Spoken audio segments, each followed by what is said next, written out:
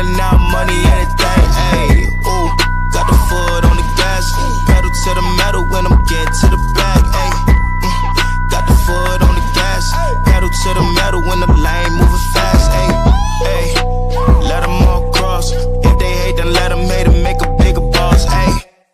What is up, ladies and gentlemen? We are back. We are live. It is the Freight Coach Podcast, the top podcast in transportation, coming to you guys every single weekday, 8:30 a.m. Pacific, 10:30 Central, to break down some industry headlines. But most importantly, you guys provide some actual insight into what you can do with all of this information.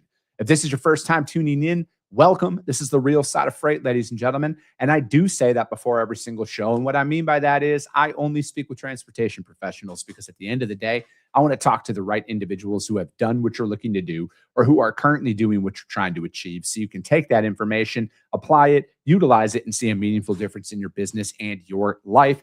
Happy Friday, everybody. I got a very special guest for you guys here today. I've known him for, 6 years now at least. And, he has recently gone out and started his own thing, and he's working to build his dreams. And I've always said on the show, I love talking to real operators, people who are really out there building their dreams and stuff. So I want to welcome my good friend, Mr. Brandon Bay, back on the show. Brandon, thank you so much for taking the time to join me today.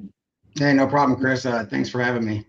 Nah, man, dude, it's been great to see the kind of like the evolution of things, man. Cause it's like, I've been doing this show for so long. It's been over 6 years, and it's like the amount of people that I've connected with, and then like the progression that a lot of us have taken. It's kind of nuts, right? Like we were just talking before we started, like we both just turned 40, and it kind of seems like there's a lot of similar realizations that we've both had about life here. Dude, I remember when you first started. Obviously, like it was like the COVID, and we were all like jumping on mad gains back in the day. And then you started your thing, dude. And I'm super proud of you for what you've accomplished and kind of setting out to do something. And yeah, dude, you've built something really special. No, I appreciate that, man. And it's like, it's one of those things that looking back over these times, it's so easy to kind of have like that short-term mentality on things of like getting those quick hits. And I was guilty of that early on about stuff, but then like I kind of stopped, and I'm like, man, I just want to like take this content and have it just like truly help people, right? Like just provide information to people that, that they're not going to get sucked into some course to sign up and learn from people who've never actually brokered freight before.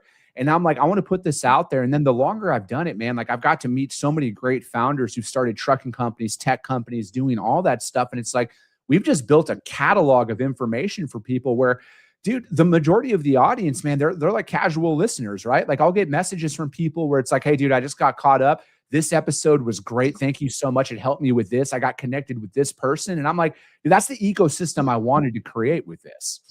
Yeah, well, I think it's good too, because it's shorter content.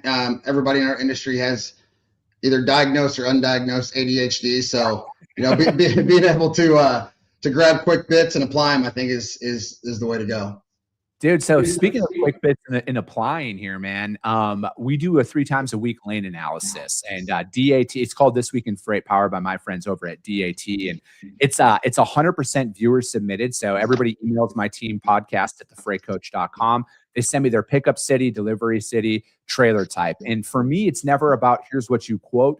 It's more about reading a lane for what it is and how it performs on an annual basis. So today's lane, it's Philadelphia, PA, going to Fort Myers, Florida. And this one, so it's like, I always started out like this though. First thing I look at when it's a new lane for me, I always go to the miles first, because transit time matters, days of the week it ship matters, especially from a pricing perspective over a long term. And it's also like knowing the inverse market. And what I mean by that is if you've never brokered freight before, you don't really know much about the state of Florida. The state of Florida is not the most ideal freight market for any trailer type outside of produce season only. But it's like, dude, when you get a lane like this or a new lane, what's the first things you look at when you're assessing what a market and how it performs? I'm honestly, the first thing I do, I look and see what's posted out there. That's a really good indication of like what the market is now. Again, you have to weed through some of that, double, triple posting, how many stops, but it gives you a really good indication of what's out there versus kind of what it looks like, over time. Mm-hmm. Do you think that, again, if we're taking this from where it's a new customer, we're trying to earn their business, do you think the best, like what's a strategy that you found success on in getting like an actual rate? Because like, we'll use today, for example. Today is Friday. Rates could be the cheapest you've seen them or 10 times more expensive than what you've ever seen. Yeah, I think depends on the freight type and the customer. In my opinion, my humble opinion, the only way you're going to get in with a new customer is you got to be cheaper, right? And you have to fill an issue that they're having. So if they drop a load on you, or they drop a load and they're like, "Hey, I need help," you got to be able to quote it quick. You got to be able to perform. So if it's a newer customer and you're trying to get a load quick, I would, again, look at what's posted out there. If it's more long-term, maybe quarterly, I would still do the same, but then I would, look at this screen right here, say, and what's it done over time? What's this next quarter look like? Is it going to drop? Can I get a little bit aggressive now knowing that it's going to drop, for the next quarter? Or is it going to go up? I think there's just so many factors that plays into it, but I definitely look at several different data points. I use that as well. So, yeah, because it's like, I look at this and it's, obviously rates are up this year compared to last year, but I think what's very important is to look at the way a market historically performs, because almost every single lane we've broken down this year, Brandon, even since rates spiked up, the only difference is the rate spiked up. It's performing almost identical from a seasonality perspective across the board. Now, there's always anomalies, right? Like there's always situations where it's a day of tight capacity, whatever that looks like. But I think if you're going to be moving freight over the long term, you got to read it and get, like, for me personally, I like to drop, like in the non-contracted space, I like to drop my rates when I know that the market's going to cool down, right? Like we're on flatbed. So let's use flatbed season, for example. Flatbed season tends to end October, right? Like, or at least when the snow starts to fly out there for the majority of the country. So it's like, I like to get ahead of it from a pricing perspective. I know rates are going to drop sometime in the month of October, worst case scenario, first week in November. So it's like, I like to get ahead of it. And then again, it's a short-term compression on my end, but it's like, I still get the volume coming through and I don't want to hold out to the last minute to reduce my rates, because my fear, and like just knowing how the industry performs, somebody's going to eventually start taking all my volume. Like I might get 2 loads still and I might make a decent margin, but if I was moving 10 loads, that's wise because somebody else came in and adjusted their pricing before me. Yeah, and I think too, being able to have that conversation with the customer when you submit your rate. Here's my rate, and here's why. If it's like, hey, it's elevated right now, but historically, X has happened versus Y. This is why my rate is this versus that. And I think that goes a long way when you're giving context. Yeah.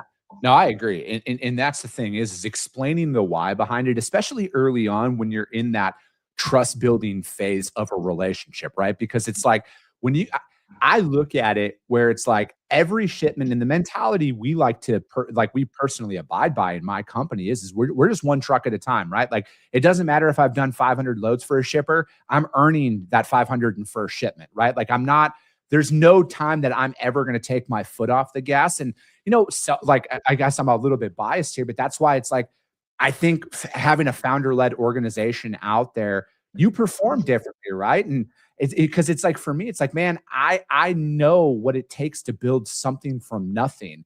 And I know the appreciation that I personally have, not saying other people don't, for somebody's business and the fact that they're willing to work with me over others. Yeah. Well, your name's on it too, right? Yeah. No, that's exactly it. But yeah, you guys, that is This Week in Freight, powered by my friends over at DAT. You guys, Philadelphia, PA, going into Florida. Brandon just dropped some serious game for you guys, and we just talked about what to do out there. And again, if you want your lane broken down on the show, hit up my team, podcast@thefreightcoach.com, and we'll talk about it. But dude, let's all right, man, let's get into it here. You've taken a leap here that most people only talk about. What led, like, what was that decision-making process when, because you went through some other life changes as well, man, like relocated and all that, and I'll let you tell all of that, but it's like, what kind of led to this moment? Well, I mean, it it kind of starts with how you kind of kick this off is like, I always thought about it. Right. And so, but the timing was never right, or something, with family would happen, but it's something that I always kind of had in the back of my mind, somewhere, is that ownership and entrepreneurship. I was recently down in Houston, Texas for 5 years. We have, my son's 6 and my daughter, she'll be 5 in October. And we were just really wanted to be around family. There were some changes going on at my former company. And so I had the opportunity to move back to Missouri, which we were super excited about. Texas was good to us, but being around family, and those of you that have kids, like there's nothing like being closer to family. So, my role drastically, was going to change. And so I decided to leave there, took a little time, did some consulting work, really focused on getting settled, worked on my health, worked on my mental capacity, I guess you would say, and just really focused in on that. And had a lot of opportunities, and for any of those that I've spoke to, I'm just so gracious and so thankful for the opportunities that were presented, but just none of them didn't feel good. Like I thought, man, I want to do something and build it for myself. My wife told me, hey, you're going to be 40. You're not getting any younger. Like, if we're going to do this, like, you're going to have to do it now. Yeah.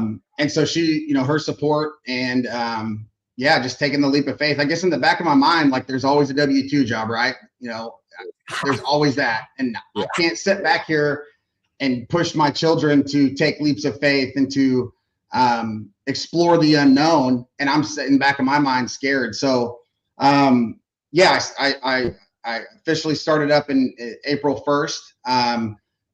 Currently, I am an agent powered by Margin Freight. Shout out to you guys. They've been an incredible partner. I've really enjoyed working with them. But the end goal, and one thing that they promote that I think is special, is, build your own brand. We want to empower you to be able to go out on your own, and they give you some different tools to be able to accomplish that. And so the first thing I did is I, registered, got an MC, got a DOT, got bonded and everything. And the goal is to, build capital, jump out there officially. I mean, I'd like to say by the end of the year, but that's not going to happen. I think realistically, if I can, get it done by Q2 or Q3 of next year, I'll be happy. But it kind of goes back to what you said, is like, dude, I'm not in any rush. I really just want to build things the right way. It's been awesome sitting in the seat again. Like, I'm just moving freight and talking to customers, carriers, doing everything that I can to build, my brand, build that trust. And dude, it's just been fun. I don't really have to worry about anybody but myself in that sense. My wife's been amazing. She's the CFO. So she actually took a bunch of classes for QuickBooks and accounting and things like that. So she's taking care of all that, which has been awesome. So that's kind of where it stands, man. It's been good so far. We're just getting started, but I'm excited to see what happens. Dude, I mean, I love that, right? Like, I love hearing people come to that realization, because, dude, it's like, you said it best and you summarized it best, where it's like, dude, there's always going to be a W-2 job, right? Like, there is. And I look at it where, if you have what you're describing there, Brandon, you have that thought process, like, I want to do it. You gotta just go, right? Because I think that one thing that holds a lot of people back is they don't have a plan, right? Like, they're like, I don't have this plan. I don't have all these answers. I need to get all these answers. I need to do all of that. My personality type is I will just figure it out, right? And because I know for a fact that I've known for a very long time I wanted to be an entrepreneur, right? Like, I had been praying for like 3 years, Brandon, like, I want to be my own boss. I want to do my own thing. And ironically, at the beginning of COVID, found myself out of a job. No one was hiring. And God said, here you go, build it then, Right. And so it's like, I took that and ran with it. I didn't have, like, what I was doing day one, looks nothing like I'm doing right now. And it's like, even from like the media perspective, dude, it is a system now. And that's what that was the hardest thing, is creating a system where it's like, now it's like, dude, I got guests booked out for like 6 weeks at a time, man. Like we do not have a problem finding guests. The show structure is different. Everything's different now. But if it's like, if I would have thought back in 2020, I got to have X, Y, and Z all figured out and this and that, I would have never started, right? Because it's an overwhelming thought process when you go from having money direct deposited every couple of weeks to the pipeline stops. And then you're like, I got nothing. And then it's like, oh, on top of it, I have 0 customers. I have 0 revenue. I don't even have a product or a service to even promote. What do I do? It's a very scary thing. And especially when you got kids, you got family, you got all of that. I get it.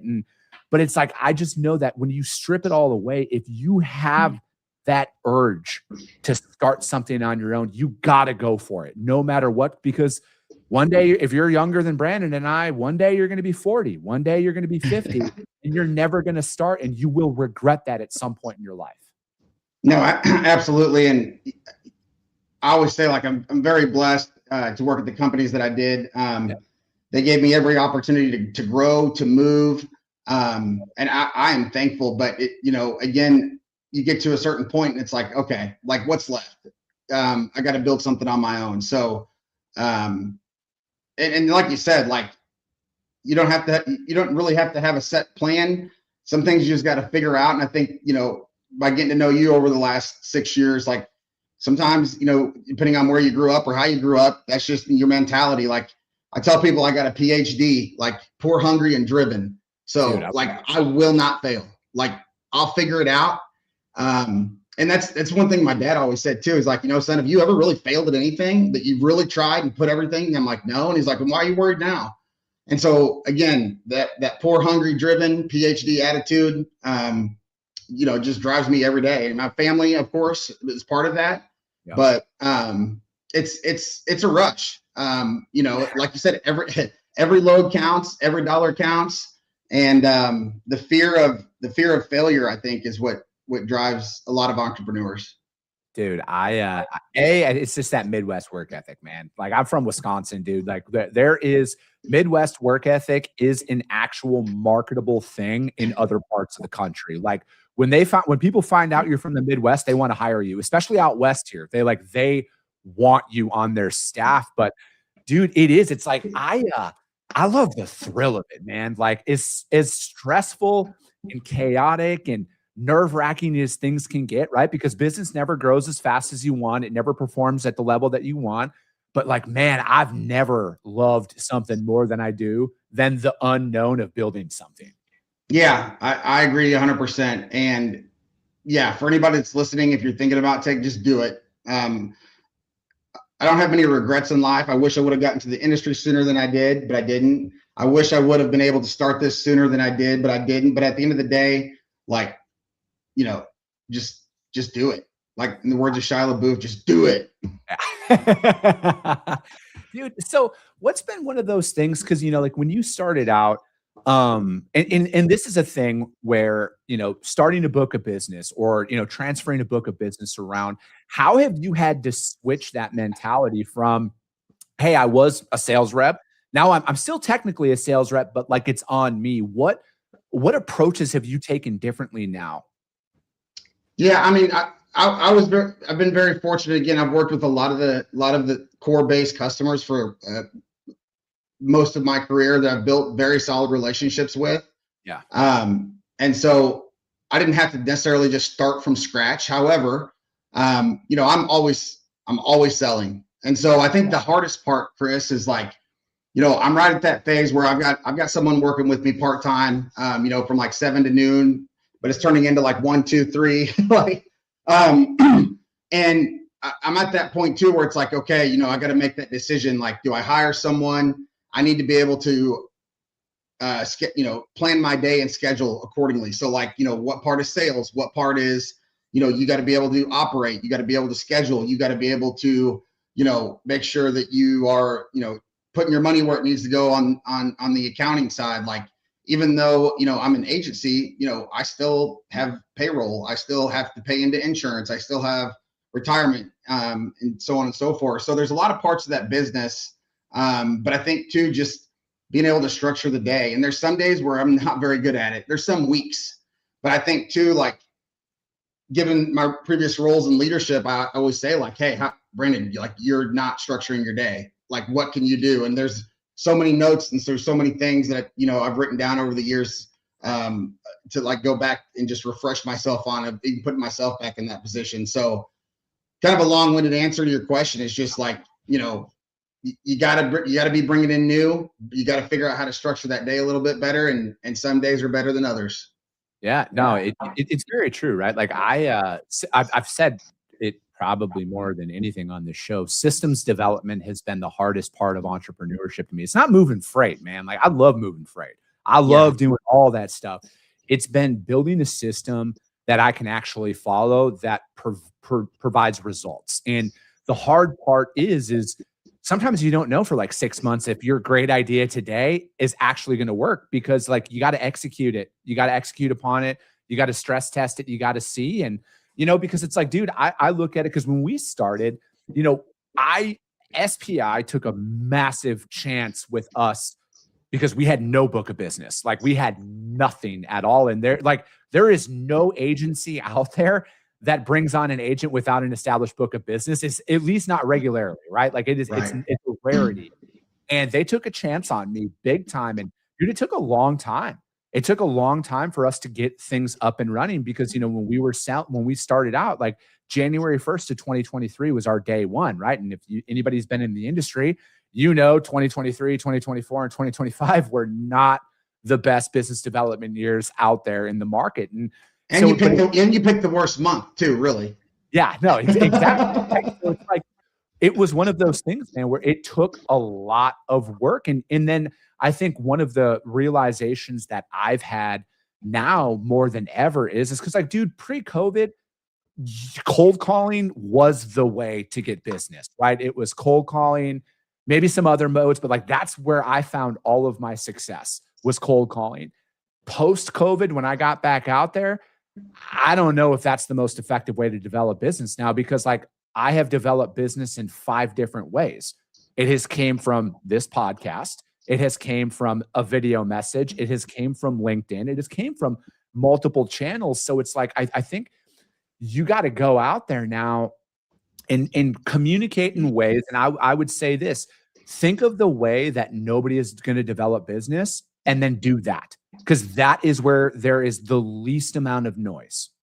Yeah, I mean, in my opinion, and people out there may disagree with me, you might get lucky with an email, but there's so much AI email spamming going on that, they don't look at that. You got to be creative. You got to think of ways, you got to have different channels. I think it's going to be back to the old school. Like you better find a way to get in front of them person to person.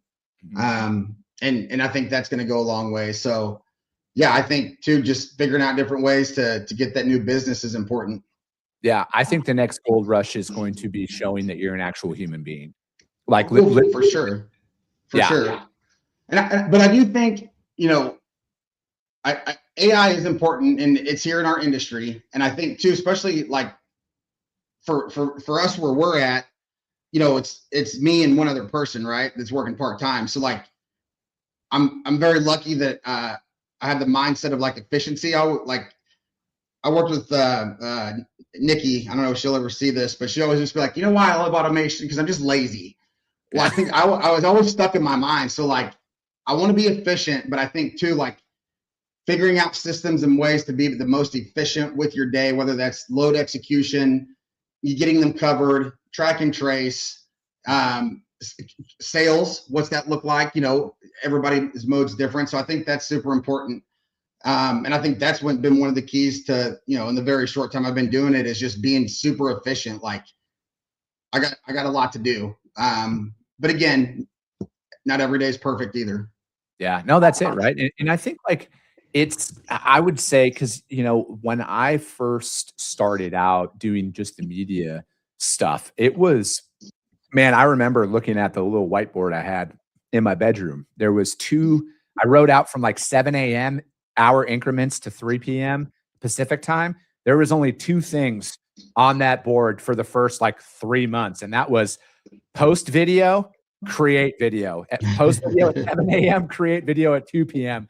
And there was a lot of blank on there. And it was so much just figure out. And I think like, if you're wired like you and I are wired, like there's a lot of it's a very powerful thing, but it's also a very in like the positive and the negative, right? Because like, dude, I do not follow directions well. Like I never have. I don't like being told what to do.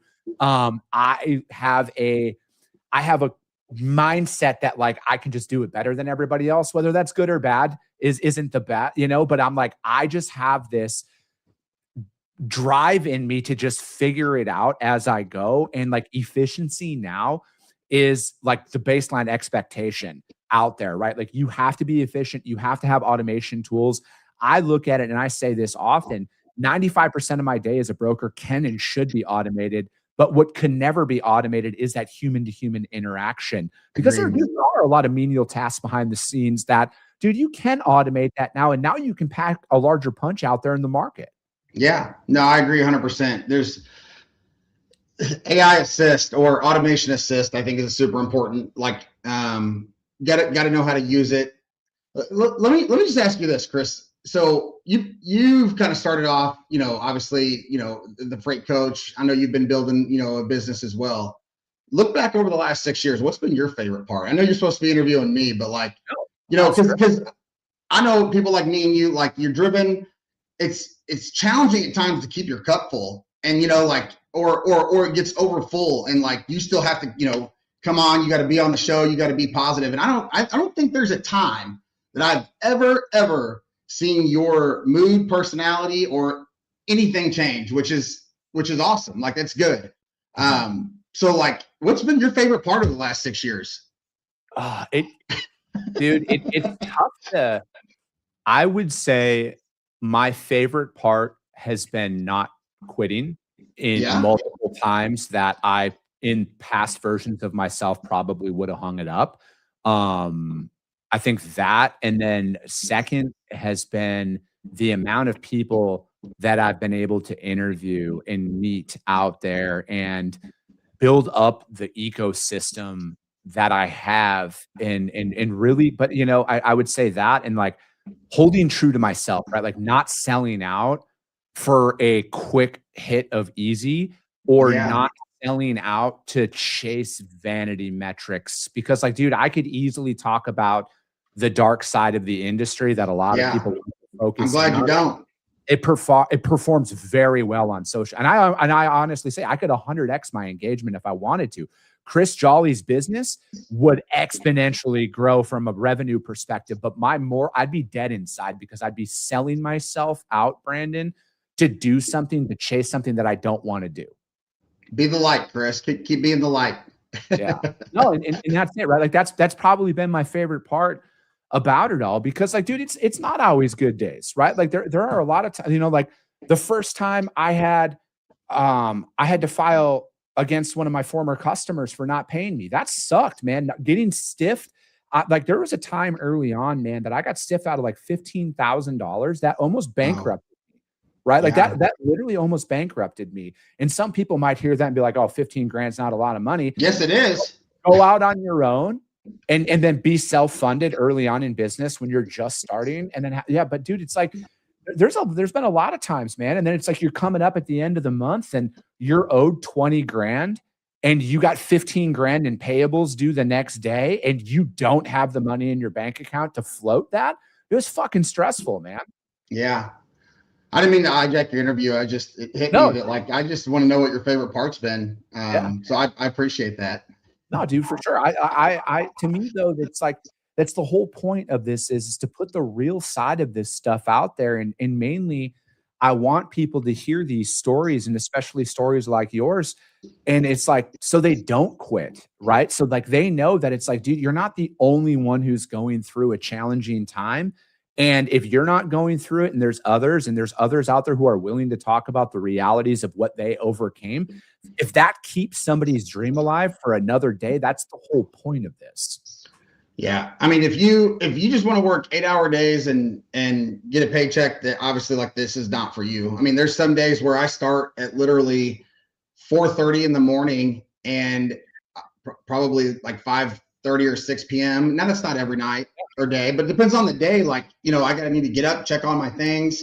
So like, that's the hard part is some of those long days, but I wouldn't trade it for the world. And yeah, I mean, it's the grind. It's kind of what you just said is like, what's been the favorite part is like when I kept going and when I really wanted to quit, like there's no better feeling than that, man. It's like overcoming something, a fear or something inside that that you would have given up on. It's a great feeling.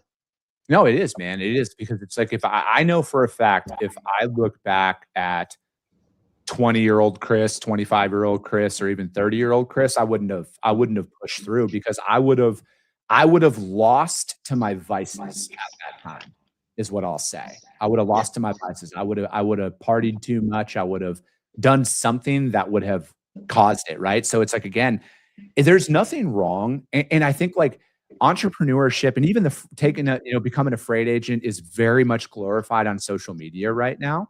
Don't feel bad if you don't want this, right? Like, you're not doing anything wrong. If you want to be an employee and collect and be a W-2 employee, there's nothing wrong with that at all. Like, knowing what you want in life. Like, I have so much respect. I got a couple of friends, Brandon, where it's like, dude, they're not entrepreneurs at all. They're like, I don't want any of that, man. Like, I work hard. I got the job that I want. I make a good living. Like, I'm fine, man. I got a great home. I'm like, dude, you won. Like, you won in life if you can admit that. Yeah. And being a freight agent, I mean, yeah, it's tough. I mean, I know you're with SPI, Margin Freight, and they're great guys. So I think that's super important. But yeah, like, it's not easy. Like, you don't have a team. You don't have XYZ. You do get some tools, but again, like, everybody's path's a little bit different. I've gained a great relationship with Dan at Ally, and so we've talked, and his journey is super, super cool. And I'm trying to take a similar path of starting in an agency, being able to grow and get out there. But everybody's path is different. Stay off social media and focus on, your business, focus on you. Because just like you said, like, it's easy to get on there and dark clouds and gloom and doom, but a lot of that stuff is just noise. Dude, amen to that. Brandon, thank you so much for your time today. How do guys. they reach out to you if they want to just have a conversation? Maybe they're thinking about stepping out on their own like this. Yeah, well, I changed my number earlier this year. So if anybody has my number, it doesn't work anymore. So just message me on LinkedIn. Email is brandon@shipbtco.com. But I'm always available on LinkedIn as well. Perfect. Brandon, thank you so much for your time. That's going to be it for today, ladies and gentlemen. As always, if you got value in what you heard and you're not subscribed, subscribe to the show, you guys. And if you're feeling ambitious, rank it on iTunes and Spotify, because if you see value, your network's going to see it as well. I appreciate you guys. I love you guys, and we'll be talking to you soon. Came back with a bang, window down, yelling out money, anything. Hey, ooh, got the foot on the gas, pedal to the metal when I'm getting to the back. Hey, got the foot on the gas, pedal to the metal when the lane moving fast.